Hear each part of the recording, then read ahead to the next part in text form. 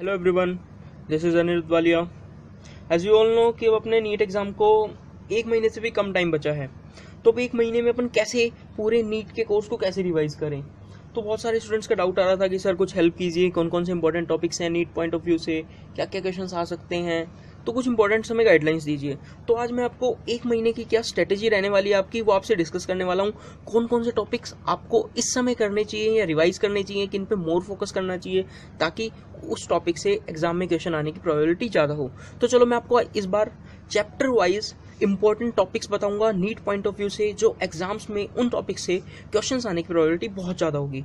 ठीक है, तो एक बार 2016 का नीट का एनालिसिस देख लेते हैं फटाफट। देखो, इनऑर्गेनिक केमिस्ट्री से 36% वेटेज रहा, ऑर्गेनिक से 28% वेटेज रहा, फिजिकल से 36%। एज यू ऑल नो कि केमिस्ट्री के 45 क्वेश्चंस नीट में पूछे जाते हैं। Each question carries 4 marks, total 180 marks chemistry होता है। और एज यू ऑल नो कि 720 में से 360 तो अपना बायो पूरा ले लेता है, 180 केमिस्ट्री लेता है, 180 फिजिक्स लेता है। बायो वाले स्टूडेंट्स बायो पे बहुत ज़्यादा फोकस रखते हैं। फिजिक्स उनके लिए थोड़ा सा दिक्कत का सब्जेक्ट रहता है, केमिस्ट्री ठीक ठाक कर लेते हैं।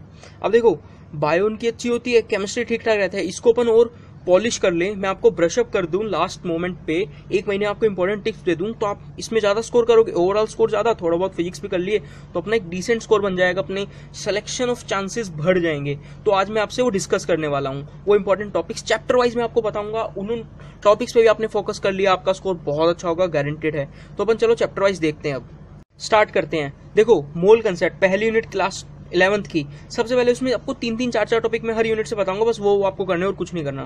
देखो, सबसे पहले आपको मोल कंसेप्ट में मोल एनालिसिस क्लियर होना चाहिए। मोल एनालिसिस क्या कि आपको 2 ग्राम कार्बन रिएक्ट कर रहा है ऑक्सीजन के साथ, तो बताओ कितना ग्राम CO2 बनेगा। बैलेंस करके मोल निकाल लो, दोनों का मोल एनालिसिस कर लो। परसेंटेज कंपोजिशन पे क्वेश्चन पूछ जाते हैं, वो आपका टॉपिक क्लियर होना चाहिए। परसेंटेज कंपोजिशन में मैंने एक भी वीडियो भी डाल रखी है, उसमें बहुत सारे टॉपिक्स मैंने वैरायटी ऑफ प्रॉब्लम्स कवर कर रखे हैं, वो आप देख सकते हो। लिमिटिंग रिएजेंट का फंडा आपको क्लियर होना चाहिए। What is limiting reagent, how to find the limiting reagent. Next important topic, देखो 3 topic, mole analysis, percentage composition, LR limiting agent. चौथा जो सबसे इंपॉर्टेंट टॉपिक है, that is the concentration terms. Concentration term से definitely मैं बोल रहा हूँ 1 या 2 प्रॉब्लम्स आनी ही आनी है। देखो, कंसंट्रेशन टर्म्स में भी अगेन मैंने एक वीडियो डाल रखा है, वो आप देख सकते हो। सारी कंसंट्रेशन टर्म्स मैंने क्लियर कर रखी हैं। अब देखो, कंसंट्रेशन टर्म्स में देखो न्यूमेरिकल जो प्रॉब्लम आएगा वो आप कर ही लोगे। थियोरिटिकल प्रॉब्लम क्या पूछा जा सकता है, विच of the following is temperature dependent या इंडिपेंडेंट। तो 4 ऑप्शन देके आपसे पूछ लेगा, मोलैरिटी, फॉर्मेलिटी, नॉर्मेलिटी, कौन सी टेम्परेचर डिपेंडेंट है, कौन सी इंडिपेंडेंट है। तो जिसमें भी मास वाली वॉल्यूम वाली चीज आ रही होगी वो टेम्परेचर डिपेंडेंट होगी, मास वाली आ रही होगी वो टेम्परेचर इंडिपेंडेंट होगी। इसलिए मोलैलिटी जो होती है उसमें कोई वॉल्यूम की टर्म नहीं आती, दैट इज टेम्परेचर इंडिपेंडेंट। याद रखेंगे, मोलैलिटी टेम्परेचर इंडिपेंडेंट है। तो आप ये देख लेना कि टेम्परेचर डिपेंडेंट कौन सी टर्म से, टेम्परेचर इंडिपेंडेंट। इंपॉर्टेंट क्वेश्चन है। और कंसंट्रेशन टर्म्स तो आपको सारी करनी है। ठीक है, अब नेक्स्ट टॉपिक अपना क्लास 11th का अगेन एटॉमिक स्ट्रक्चर। देखो, एटॉमिक स्ट्रक्चर से मैं बात करता हूँ, थोड़ी सी बड़ी यूनिट है ये। ठीक है, आपको थोड़ा टाइम ज्यादा इन्वेस्ट करना पड़ेगा इस यूनिट में, पर मैं आपको इससे टॉपिक से भी बहुत ज्यादा इंपॉर्टेंट प्रोबेबिलिटी क्या है इस चैप्टर से आने की वो बता सकता हूँ। आइसोटोप्स, आइसोबार की डेफिनेशन क्लियर होनी चाहिए। सीधा सिंपल सा क्वेश्चन पूछा जा सकता है, पहले बता रहा हूँ। विच ऑफ द क्वेश्चन पूछ लेगा, the elements which have the same atomic number in the different mass number, what are called isotopes, isobars, isotones, isodiaphers. तो आपको आना चाहिए। Me equal to C lambda formula पता होना चाहिए। फोटो इलेक्ट्रिक इफेक्ट क्लियर होना चाहिए। क्लियर। नेक्स्ट टॉपिक है बॉर्स मॉडल। बॉर्स मॉडल भैया बहुत इंपॉर्टेंट है, बहुत ही ज्यादा। रेडियस का फॉर्मूला, एनर्जी का और वेलोसिटी का, तीनों क्लियर होना चाहिए। रिलेशन पूछता है अक्सर, रिलेशन देके अक्सर रिलेशन पूछता है कि रेडियस का फर्स्ट ऑर्बिट का इतना नंबर ऑफ ऑर्बिट में इतना रेडियस है, तो थर्ड ऑर्बिट का कितना होगा, वो आपको रेडियस रिलेशन पता होगा तो आप तुरंत निकाल लोगे। अगला जो इंपॉर्टेंट एक छोटा सा फॉर्मूला है वो आपको पता होना चाहिए। देखो, number of spectral lines when electron comes from nth level to the ground level, n into n minus 1/2 formula होता है। डायरेक्ट क्वेश्चन आ जाए तो लगा देना आप, n इंटू n माइनस 1/2। कभी सिर्फ जब लगाना जब इलेक्ट्रॉन nth लेवल से डायरेक्ट ग्राउंड लेवल पे आ रहा हो, तभी ये फॉर्मूला लगेगा। उसके अलावा कुछ आ रहा होगा तो आपको क्या करना पड़ेगा, काउंट करने पड़ेंगे लाइंस डाल के।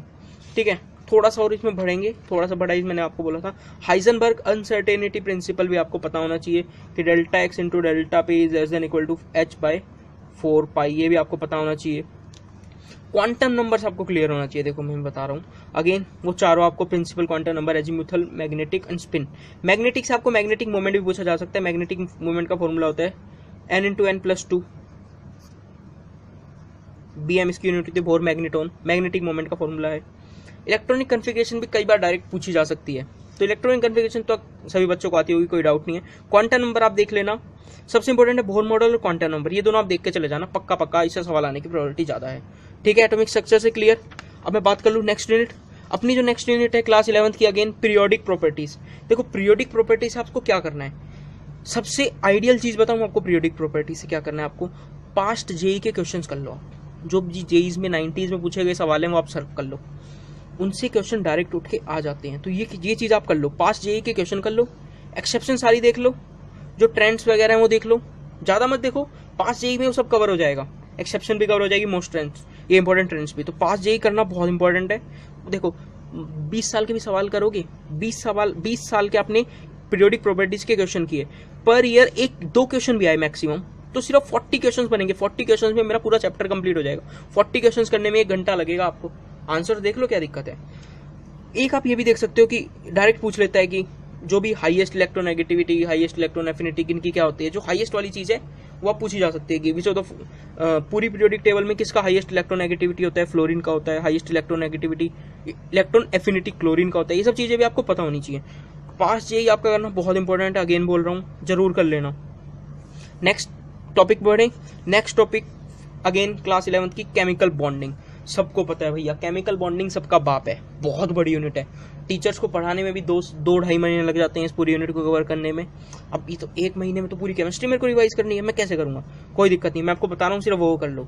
केमिकल बॉन्डिंग से आप हाइब्रिडाइजेशन देख लो, हाइब्रिडाइजेशन की मैंने ट्रिक डाल रखी है मेरे चैनल पे, आप वो देख सकते हो। हाइब्रिडाइजेशन में भी सबसे इंपॉर्टेंट क्या है, शेप और ज्योमेट्री, क्लियर ये बात। प्रॉब्लम्स ऑन बॉन्ड एंगल पे प्रॉब्लम देख के चले जाना, 4 आपको कंपाउंड देके पूछ लेगा, अरेंज करो इनको increasing order of the bond angle में। बॉन्ड ऑर्डर बहुत इंपॉर्टेंट है, अगेन बॉन्ड ऑर्डर की मैंने ट्रिक डाल रखी है मेरे चैनल पे, देख सकते हो। देखो बॉन्ड ऑर्डर की ट्रिक का फायदा क्या होगा, उसके बाद आप बॉन्ड एनर्जी के क्वेश्चन कर सकते हो, बॉन्ड स्ट्रेंथ वाले सब कर सकते हो। पैरामैग्नेटिक, डायमैग्नेटिक स्पीसीज, ये सारी प्रॉब्लम्स है ना एमओटी से होती हैं, पर मैंने सबकी ट्रिक डाल रखी है, तो आपको एमओटी पढ़ने की जरूरत ही नहीं है, मैं तो सीधा बोलूंगा, कम टाइम है यार, कितना कहाँ दिमाग लगाएंगे। पैरा और डायमैग्नेटिक स्पीसीज का अभी जेईई मेंस 2017 में क्वेश्चन पूछा गया था, उसकी भी ट्रिक है, आप वो भी देख लेना। 4-4, 5-5, 10-10 मिनट की वीडियोज होंगी, आप ये तीनों टॉपिक आपके कवर हो जाएंगे। हाइब्रिडाइजेशन भी अपने डाल रखा है, बॉन्ड ऑर्डर आपको कर ही लेना है, पक्का बॉन्ड ऑर्डर निकालना आना चाहिए आपको, वो मैंने ट्रिक डाल रखी है, आप देख लेना। पैरामैग्नेटिक, डायमैग्नेटिक स्पीसीज कैसे कैलकुलेट करते हैं ये आप देख के जाना, पक्का। बॉन्ड ऑर्डर अगेन मैं बोल रहा हूँ बहुत इंपॉर्टेंट है। आगे बढ़े नेक्स्ट यूनिट, अब देखते हैं नेक्स्ट यूनिट क्लास 11th की अगेन है गैसियस स्टेट। अब देखो गैसियस स्टेट भी अच्छा चैप्टर है, 1 से 2 प्रॉब्लम्स आती हैं, एक प्रॉब्लम तो आती है, लास्ट ईयर हालांकि नहीं आई। गैसियस स्टेट की बात करूं तो सारे गैस लॉ आप देख के जाना कि Boyle's law, pressure is inversely proportional to volume, Charles law, volume is directly proportional to temperature, और जो भी बाकी law, Avogadro's law, Amontons law, compressibility factor Z, ये आप देख के जाना। नेक्स्ट टॉपिक उसके लिए है फिर डिफरेंट स्पीड जो है, root mean square speed, most probable speed, average speed, ये तीनों स्पीड पे जो सीधे फॉर्मूले हैं वो तीनों फॉर्मूले देख के जाना, सीधा न्यूमेरिकल इस पे आ सकता है, इसका भी वीडियो मैंने डाल रखा है, कोई दिक्कत नहीं है, आप वो वीडियो देख लेना, आपका सब क्लियर हो जाएगा। Ideal gas equation PV = nRT, सवाल पूछा जा सकता है भैया, पहले बता रहा हूँ। अगली रिलेशन जो इसमें एक इंपॉर्टेंट है, अपन वो करते हैं DP = MRT, DP = D density है, इस वाली रिलेशन पे भी आपको प्रेशर दे देगा, मास दे देगा, इस टेम्परेचर पे दे देगा, पूछ लेगा डेंसिटी किसी भी गैस की, ऑटो के पूछ ले, किसी की भी पूछ ली, तो आप ये डायरेक्ट रिलेशन लगा के भी आप निकाल सकते हो। ठीक है, अब ये आपकी गैसियस स्टेट भी कंप्लीट। अब आगे बढ़े अब देखो आगे बढ़ते अपन थर्मोडायनेमिक्स पे। थर्मोडायनेमिक्स में सबसे पहले छोटी डेफिनेशंस आपको क्लियर होनी चाहिए। एक्सटेंसिव प्रॉपर्टीज क्या होता है, इंटेंसिव प्रॉपर्टी क्या होता है। देखो इंटेंसिव मतलब इंडिपेंडेंट ऑफ मास, एक्सटेंसिव मतलब डिपेंडेंट ऑन मास। छोटी डेफिनेशंस और क्या होगी, स्टेट फंक्शन क्या होता है, पाथ फंक्शन क्या होता है, जो पाथ पे डिपेंड करे, जो स्टेट पे डिपेंड करे।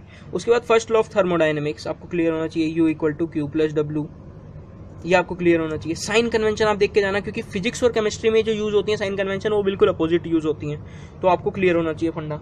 डिग्री ऑफ फ्रीडम निकालना आना चाहिए आपको, इससे क्वेश्चन पूछा शायद रेयरली जाता है, बट फिर भी आपको निकालना आना चाहिए। इस बार पूछ लिया तो CP/CV आप निकाल ही लोगे। CP - CV = R का रिलेशन होता है, CP - CV = R, Mayer's law बोलते हैं, मेयर्स फॉर्मूला, वो आपको क्लियर होना चाहिए। अब देखो सबसे इंपॉर्टेंट जो है डेल्टा G, क्वेश्चन पूछा जा चुका है, अगेन पूछे जाने की प्रोबेबिलिटी है। डेल्टा H एक्सोथर्मिक रिएक्शन में एक जो गिब्स हेल्महोल्ट्ज इक्वेशन होती है delta H minus T delta H, इस इक्वेशन की एप्लीकेशन आप देख के जाना कि एक्सोथर्मिक रिएक्शन मतलब डेल्टा एच नेगेटिव, फिर टेम्परेचर बढ़ाएंगे तो स्पॉन्टेनियस होगी या नहीं होगी। ये सब देखो थर्मोडायनेमिक्स पूरी मैंने 30 मिनट्स में रिवाइज करवा रखी है आपको, मेरे चैनल पे भी वीडियो है, सिर्फ 30 मिनट्स लगेंगे, पूरा थर्मोडायनेमिक्स आपका कंप्लीट हो जाएगा, वो वीडियो आप देख लीजिए, सारे टॉपिक्स आपके क्लियर हो जाएंगे। रही बात थर्मोकेमिस्ट्री से एक हैस्लो बचता है, वो आप देख सकते हो, इतना इंपॉर्टेंट नहीं है, मैं बोल रहा हूँ हैस्ला, अब ये सब भी कर लोगे आपका काम बन जाएगा। Revise thermodynamics in just 30 minutes, मेरी वीडियो आप देख लेना, सब काम थर्मोडायनेमिक्स आपका पूरा कंप्लीट हो जाएगा, मेरी गारंटी है। ठीक है, ये सब हुआ। अब ये इतना सारा कोर्स देख के तो आप घबराना मत कि ये तो बहुत सारे टॉपिक्स हो गए। देखो अब अपने पास दिन भी तो 30 हैं, 30 डेज में अपन पर डे यदि 1-1 घंटा भी केमिस्ट्री को देंगे ना, तो 1 घंटे में 1 यूनिट कंप्लीट, इतने में सारा कोर्स अपना कंप्लीट हो जाएगा। और बहुत सारे यूनिट्स का तो 1 घंटा भी नहीं लगेगा, क्योंकि इतने छोटे छोटे टॉपिक्स हैं और आपको पहले ही प्रीवियस कुछ नॉलेज है, आपको जस्ट अपने आप को ब्रशअप करना है। तो बढ़े अपन फिर से आगे। देखो केमिकल इक्विलिब्रियम को मैं 2 पार्ट्स में तोड़ रहा हूँ, केमिकल और आयनिक, दोनों से अलग अलग इंपॉर्टेंट चीज़ें बताऊँगा। केमिकल इक्विलिब्रियम से पहला है इक्विलिब्रियम कांस्टेंट। इक्विलिब्रियम कांस्टेंट के लिए एक्सप्रेशन लिखना आना चाहिए आपको कि उसके बाद उसकी प्रॉपर्टीज़ क्या क्या हैं। 2 रिएक्शन को जब ऐड करते हैं तो इक्विलिब्रियम कांस्टेंट मल्टीप्लाई हो जाता है, माइनस करते हैं तो divide, and all such properties, ये सब प्रॉपर्टीज़ आपको याद होनी चाहिए। अगला प्रॉपर्टीज़ में सीधा सवाल पूछा जा सकता है, देखो डायरेक्ट बोल रहा हूँ केमिकल इक्विलिब्रियम से, बिना कुछ मेहनत किए फर्जी का नंबर आपको फ्री का नंबर मिलने के चांसेज है यदि आपको प्रॉपर्टीज़ पता हो तो। Kp = KCRT डेल्टा Ng। डेल्टा Ng क्या है? प्रोडक्ट माइनस रिएक्टेंट के नंबर ऑफ मोल्स।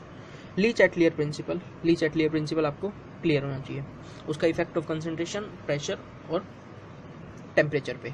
तो ये सिर्फ 3-4 टॉपिक, प्रॉपर्टीज आपने कर ली तो प्रॉब्लम यहीं से आने के बहुत ज़्यादा चांसेस हैं। या Kp = KCRT डेल्टा Ng, जेई मेंस वगैरह में अक्सर सवाल पूछे गए हैं, नीट में भी पूछे गए क्वेश्चन है इस पे, डायरेक्ट एक्सप्रेशन पे।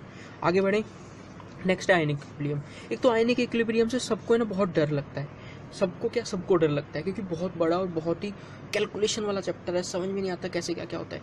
ठीक है, मैं आपको बोल रहा हूँ कि इस पर बिल्कुल फोकस ना करो, केमिकल इक्विलिब्रियम छोड़ दो, बस 2 टॉपिक मेरे बोलने से सिर्फ आप वो करके चले जाओ।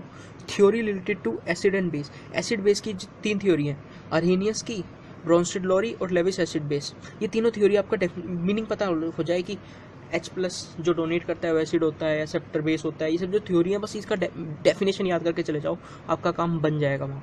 अगला आपको सिर्फ क्या करना है, बेसिक पीएच की कैलकुलेशन देख के चले जाना है। पीएच की कैलकुलेशन क्या, pH = negative logarithm of concentration of H+। सिर्फ ये वाली कैलकुलेशन, और किसको ये वाली कैलकुलेशन भी नहीं करनी आती ना, तो अगेन इस चैनल पे, अनिरुद्ध वालिया के चैनल पे ये वीडियो है, पीएच कैलकुलेशन जिंदगी में गलत नहीं करोगे। कॉमन आयन इफेक्ट की भी अगेन वीडियो है, बस ये दोनों टॉपिक देख के चले जाओ, आपका काम आयनिक इक्विलिब्रियम का बन जाएगा। बाकी सब छोड़ दो, वो एसिड बेस सॉल्ट वाले जो जितने भी पीएच के फॉर्मूले जो सब छोड़ दो, नहीं पढ़ना में, मत पढ़ो, सिर्फ ये 3 टॉपिक आप करके चले जाओ, आपका काम बन जाएगा। बढ़ो फिर आगे, रेडॉक्स। अब देखो रेडॉक्स से इस बार जेई मेंस में जो सवाल आया ना, बहुत ईजी आया है। विच of the following is redox reaction. Redox का मीनिंग क्लियर होना तो आपका काम बन जाएगा। रेडॉक्स का मीनिंग क्लियर होना चाहिए। इसके बाद जो डिस्प्रपोर्शनेशन रिएक्शन है वो क्या होती है, उसका मीनिंग, और ऑक्सीडेशन नंबर फाइंड करना। रेडॉक्स में ऑक्सीडेशन नंबर का ही खेल है, ऑक्सीडेशन नंबर फाइंड करना आता है तो आप कर लोगे। तो ये दोनों टॉपिक अगेन अपने पास सिर्फ 20 मिनट लगेंगे इस चैप्टर को कंप्लीट करने में, मेरा प्रॉमिस है। और आपको इस चैप्टर से यदि क्वेश्चन आया तो पक्का आपका मार्क्स +4 में कन्वर्ट होगा, वो पक्का। तो ये दोनों, ये तो चाहे आप देख लेना वीडियो, कोई प्रॉब्लम ही नहीं आएगी आपको, ये दोनों टॉपिक 20 मिनट में आपको क्लियर करवा दूंगा मैं। ठीक है, आगे बढ़ता हूँ फिर मैं। चलो एक बार अब मैं क्लास 12 को एक बार फोकस कर लेता हूँ। देखो क्लास 12 की पहली यूनिट है सॉलिड स्टेट। सॉलिड स्टेट से आपको कुछ नहीं करना, सिंपल क्यूबिक, बॉडी सेंटर और FCC तीनों के रिलेशन देख के चले जाना। R = R और A में रेडियस और एज लेंथ में, कि सिंपल क्यूबिक के लिए R = A/2, FCC के लिए √3A/4, इसके लिए A/2 √2 FCC के लिए। तो ये तीनों रिलेशंस आप देख के चले जाना। जेड का वैल्यू सबको पता होगा, 1, 2 और 4 होता है। डेंसिटी का फॉर्मूला, डेंसिटी के फॉर्मूले पे सीधा क्वेश्चन पूछा जा सकता है। वो क्या होता है, डेंसिटी × Z × M/A³ × Na, ये इसका फॉर्मूला होता है। जेड क्या होता है, number of effective unit cells. ठीक है, तो ये आपको क्लियर है। डिफेक्ट्स आपको देख के जाने हैं। देखो सबसे इंपॉर्टेंट क्वेश्चन क्या है, शॉर्टकी और फ्रैंकल डिफेक्ट आप पक्का देख के जाओगे। एक क्वेश्चन क्या पूछते हैं ना, नीट में आया क्वेश्चन है ये, फिर मैं आपको बोल रहा हूँ, which of the following shows both Schottky and Frenkel defect. तो उसका आंसर था silver bromide. AgBr shows both defect, both मतलब शॉर्टकी एंड फ्रैंकल। तो ये वाला क्वेश्चन अगेन आप देख के जाओगे, डिफेक्ट्स आप देख के जाओगे, डिफेक्ट से प्रॉब्लम आ सकती है। अगली यूनिट है लिक्विड सॉल्यूशन। लिक्विड सॉल्यूशन बहुत ही इजी यूनिट है। सबसे पहले आप राउट्स लॉ पे फोकस करेंगे, उसके बाद ideal and non ideal solution क्या होते हैं। डेफिनेशन क्लियर होनी चाहिए, सिर्फ ये वाली डेफिनेशन देख लेना, उसके एग्जाम्पल पता होना चाहिए। कई बार डायरेक्ट 4 एग्जाम्पल दे के 4 एग्जाम्पल दे दिया आइडियल सॉल्यूशन के, पूछ लेगा विच of the following is ideal solution, 4 में से कोई एक सही होगा, बाकी 3 तो नॉन आइडियल वाले होंगे। तो उसके एग्जाम्पल आपको पता होना चाहिए, एग्जाम्पल पूछा जा चुका है, ठीक है। कोलिगेटिव प्रॉपर्टीज, 4 कोलिगेटिव प्रॉपर्टीज हैं, वो आपको क्लियर होनी चाहिए, ठीक है। वेंटो फैक्टर आई निकालना आना चाहिए, किसी के लिए भी आपको कोई दे दे। एनसीईआरटी में 1-2 प्रॉब्लम्स हैं, बुक में एनसीईआरटी की बुक में आप देख लेना। एसोसिएशन और डिसोसिएशन में फिर अल्फा है जो, वो कैलकुलेशन आपको आनी चाहिए। सिर्फ राउट्स लॉ देख लो, 4 कोलिगेटिव प्रॉपर्टीज का एग्जाम्पल याद रख लो और अल्फा देख लो, आपका काम बन जाएगा वहीं पे, कोई दिक्कत ही नहीं आएगी आपको। नेक्स्ट हम बढ़े इलेक्ट्रोकेमिस्ट्री। अगेन इलेक्ट्रोकेमिस्ट्री थोड़ा सा बड़ा यूनिट पर मज़ेदार यूनिट। देखो प्रॉब्लम पक्का आएगी, एक प्रॉब्लम इलेक्ट्रोकेमिस्ट्री से 102%। इलेक्ट्रोकेमिकल सेल की डेफिनेशन क्लियर होनी चाहिए, इलेक्ट्रोलिटिक सेल की डेफिनेशन क्लियर होनी चाहिए कि कौन केमिकल एनर्जी को इलेक्ट्रिकल में कन्वर्ट करता है, कौन इलेक्ट्रिकल को केमिकल। ये डायरेक्ट डेफिनेशन पे सवाल आ सकता है, इसलिए इसकी दोनों की डेफिनेशन क्लियर होनी चाहिए। फिर देखो इलेक्ट्रोलिटिक सेल में आपको थोड़ा सा वो देख के चलाना जो सिर्फ एनसीईआरटी में 3 या 4 ही हैं कि कौन से कैथोड पे क्या फॉर्मेशन होती है, H2 गैस बनती है, किस पे O2 गैस बनती है, फॉर्मेशन। नर्न्स्ट इक्वेशन अगेन बहुत इंपॉर्टेंट। देखो न्यूमेरिकल आया इलेक्ट्रोकेमिस्ट्री से तो डेफिनेटली नर्न्स्ट इक्वेशन पे ही आ सकता है, 95% चांसेस है कि नर्न्स्ट इक्वेशन पूछा जाए। इलेक्ट्रोकेमिकल सीरीज ECR ECS ये आपको याद होनी चाहिए, और याद नहीं है तो चलो मैं अभी 1-2 दिन में उसकी वीडियो डाल दूंगा, इलेक्ट्रोकेमिकल सीरीज को कैसे याद करते हैं, ट्रिक उसकी, ठीक है। कंडक्टेंस ऑफ सॉल्यूशन, देखो कंडक्टेंस में molar conductance and equivalent conductance दोनों के फॉर्मूले आपको पता होने चाहिए। न्यूमेरिकल आया तो आप यहाँ से कर दोगे, सिर्फ इतना आप काम मेरे लिए करके चले जाओ। इलेक्ट्रोकेमिस्ट्री से दोनों डेफिनेशन देख के चले जाओ, कौन कौन से प्रोडक्ट्स कैथोड एनोड पे बनते हो देख लो, नर्न्स्ट इक्वेशन देख लो, ECR की मैं आपको ट्रिक वही बता ही दूंगा, और मोलर और इक्विवेलेंट का फॉर्मूला देख लो। 2 घंटे में लगेंगे इस चैप्टर को रिवाइज करने में, आपका काम बन जाएगा। हमें तो फास्ट ट्रैक चाहिए, तो इंपॉर्टेंट टॉपिक्स ही मैं आपको बता रहा हूँ, क्योंकि अब टाइम भी कम है और आपके पास भी टाइम कम है। फिर बायो फिजिक्स पे भी आपको फोकस करना है, तो दिन में आप 1-1 घंटा भी दोगे ना, आपका पूरा कोर्स रिवाइज हो जाएगा। 180 मार्क्स जो ये केमिस्ट्री के है ना पक्के हो जाएंगे अपने, बहुत अच्छा डिसेंट स्कोर किया, बहुत अच्छा स्कोर आएगा, ठीक है, खुशी होगी आपको ही। अगली मैं बात करूँ, अगला है केमिकल काइनेटिक्स, बड़ी ही प्यारी यूनिट है। थोड़ा सा मेडिकल वाले इसमें घबराते हैं क्योंकि इसमें इंटीग्रेशन की चीज़ें आती हैं, उनका मैथ्स थोड़ा सा वीक होता है ना, इसलिए कोई दिक्कत नहीं है। देखो इंपॉर्टेंट टॉपिक्स मैं बता रहा हूँ। Expression for the rate of reaction लिखना आना चाहिए आपको। जैसे मैं आपको कोई भी रिएक्शन दे दूँ कि AA + BB gives CC + DD, इसके लिए रेट ऑफ रिएक्शन आपको लिखना आना चाहिए। -1/A dA/dt = -1/B dV/dt = +1/C dC/dt। ये rate of appearance, rate of disappearance in the appearance, ये सब आपको क्लियर होना चाहिए। ये वाला चीज़, ये वाली लिखना मैंने जो आपको लिखा है ऐसा लिखना आना चाहिए आपको। डायरेक्ट IIT में भी पूछा गया सवाल है, सीधा अमोनिया वाली रिएक्शन के लिए पूछा था ये रेट। ऑर्डर ऑफ रिएक्शन, किसी भी रिएक्शन के लिए कैलकुलेट करना आना चाहिए। यूनिट आपको रेट कांस्टेंट की यूनिट का पता होना चाहिए। Concentration by time into one by concentration. Concentration को आप क्या लिख दोगे, मोल पर लीटर, और यहाँ क्या होगा order of the reaction. 0 order होगा तो यहाँ 0 डाल दोगे, तो पूरा चीज़ खत्म। तो यूनिट क्या हो गई, 0 order reaction concentration per unit time. 1 होगा तो 1 डाल दोगे, ये कट गया, तो कंसंट्रेशन के की यूनिट क्या आ गई, 1/टाइम। फर्स्ट ऑर्डर रिएक्शन सिर्फ अपने एनसीईआरटी में सिर्फ फर्स्ट ऑर्डर अपने फोकस करके, तो अपन वही फोकस करेंगे, कहीं और ज़्यादा दिमाग नहीं लगाएंगे। उसके लिए T12 का एक्सप्रेशन और K का एक्सप्रेशन सिर्फ आप वो देख के चले जाना। T12 का देखो, एक बार एक सवाल आया था कि in which of the following order of the reaction the initial concentration does not depend on the T12। उसके लिए फर्स्ट ऑर्डर उसका आंसर था, क्योंकि T12 के लिए जो फर्स्ट ऑर्डर का एक्सप्रेशन होता है वो होता है 0.693 divided by K, independent of the initial concentration. पूछा गया सवाल है भैया, पक्का आना चाहिए। अर्हीनियस इक्वेशन जेईई मेंस में क्वेश्चन आया इस बार, आप भी देख के जाना। K = A - EA/RT। EA क्या है, एक्टिवेशन एनर्जी, तो ये वाला फॉर्मूला भी आप देख के जाना। इसके बाद इसमें लोग लेके एक एक्सप्रेशन और बनता है, एनसीईआरटी में गिवन है, वो आप देख सकते हो, वरना ये तो आपको पता ही होना चाहिए। अब बात करते हैं ब्लॉक केमिस्ट्री की। ब्लॉक केमिस्ट्री मतलब SPDF ब्लॉक है, उन सब की प्रॉब्लम जो इनऑर्गेनिक का सबसे बड़ा पूरा ब्रह्मांड एक तरह से केमिस्ट्री का बोलें तो ब्लॉक केमिस्ट्री। उसको क्या करें सर, वो समझ में नहीं आता सर, क्या करें नीट में सर, समझ में नहीं आता, बहुत सारे क्वेश्चन हैं, एनसीईआरटी में बहुत सारे रिएक्शन से, क्या करें। अगेन आपको ट्रिक बताऊँ, आपके पास ट्रिक ये है, या लास्ट मोमेंट में आपको सिर्फ ये करना है, पास्ट जेईई के क्वेश्चन है जो 90s वाले क्वेश्चन हैं वो सिर्फ आप कर लो, आपका काम बन जाएगा। उसमें जो रिएक्शंस दी गई हैं सिर्फ आप वो रट लो, 20-30 रिएक्शंस होंगी, आपका काम बन जाएगा। जेई की प्रॉब्लम्स इनऑर्गेनिक के लिए बहुत इंपॉर्टेंट है, क्योंकि नीट में जेई आईआईटी वाली प्रॉब्लम्स नीट में जेई मेन में अक्सर रिपीट होती हैं। तो आपको क्या करना है, पास जेई के क्वेश्चंस करने हैं। परोक्सी की ट्रिक मैंने डाल रखी है, परोक्सी बॉन्ड कैसे फाइंड करते हैं इनऑर्गेनिक में, अगेन वो आपको कर लेना। इनऑर्गेनिक रिएक्शंस को भी, बहुत सारी रिएक्शंस को कैसे सॉल्व करना है, कैसे लिखना है, उसकी मैंने एक ट्रिक डाल रखी है, trick for the inorganic chemistry by Anirudh Walia, तो वो भी आप देख लेना ऑन दिस चैनल। एनसीईआरटी तो मस्ट होती है, पर एनसीईआरटी पढ़ने का शायद आपको पास टाइम नहीं होगा, तो सिर्फ आपको 2 चीज़ करनी है, जेई के प्रीवियस ईयर क्वेश्चंस करने हैं 90s वाले, परोक्सी की ट्रिक देख लेना और इनऑर्गेनिक वाली ये ट्रिक देख लेना, आपका काम बन जाएगा। पूरी ब्लॉक केमिस्ट्री आपकी कंप्लीट हो जाएगी। पी ब्लॉक से अगेन कुछ ट्रिक्स और हैं, वो भी मैं 1-2 दिन में डालने वाला हूँ, जो आपको हेल्प कर सकती हैं, ठीक है। तो ब्लॉक केमिस्ट्री अपना सब कंप्लीट हो जाएगा यहाँ से। चलो, तो अपना ब्लॉक केमिस्ट्री हो ही गया, अब आगे बढ़ते हैं। देखो सरफेस केमिस्ट्री, सरफेस केमिस्ट्री में आप सबसे पहले क्लियर कट डिफरेंस ले लेना। डिफरेंसेज है 4-4 5-5, केमिकल एब्जॉर्प्शन और physical absorption, that is physisorption and the chemisorption में डिफरेंस क्या होता है, कौन रिवर्सिबल होता है, कौन इरिवर्सिबल, किसका लो एंथैल्पी होता है, किसका हाई एंथैल्पी होता है, क्लियर कट दोनों में डिफरेंस मालूम होना चाहिए। ये थ्योरी क्वेश्चन आएगा यहाँ से, न्यूमेरिकल क्वेश्चन आएगा तो सिर्फ गोल्ड नंबर से आएगा। फ्रेंडली आइसोथर्म, ये डायरेक्ट पूछ रहे हैं, जो the following is friendly isotherm, तो इसको थोड़ा और सिंप्लीफाइड वे में करके वो दे देता है, पूछ लेता है केवल। हार्डी स्कूल्स रूल आपको पता होना चाहिए। ये रूल क्या बोलता है, ये रूल बोलता है कि greater is the valency of ion, greater is the coagulating power. Question आया हुआ है बहुत बार और बहुत सारे एग्जामिनेशन में, ये देखिएगा आपको कि Na+ कैल्शियम +2 एल्यूमिनियम +3 अरेंज करो, ऐसे 4 ऑप्शन होंगे कि अरेंज करो विच ऑफ द फॉलोइंग है द हाईएस्ट कोगुलेटिंग पावर। तो जिसका वैलेंसी सबसे ज़्यादा होगा उसका कोगुलेटिंग पावर ज़्यादा होगा, तो यहाँ पे वैलेंसी इंक्रीज कर रही है, इसलिए कोगुलेटिंग पावर CP भी इंक्रीज करेगी।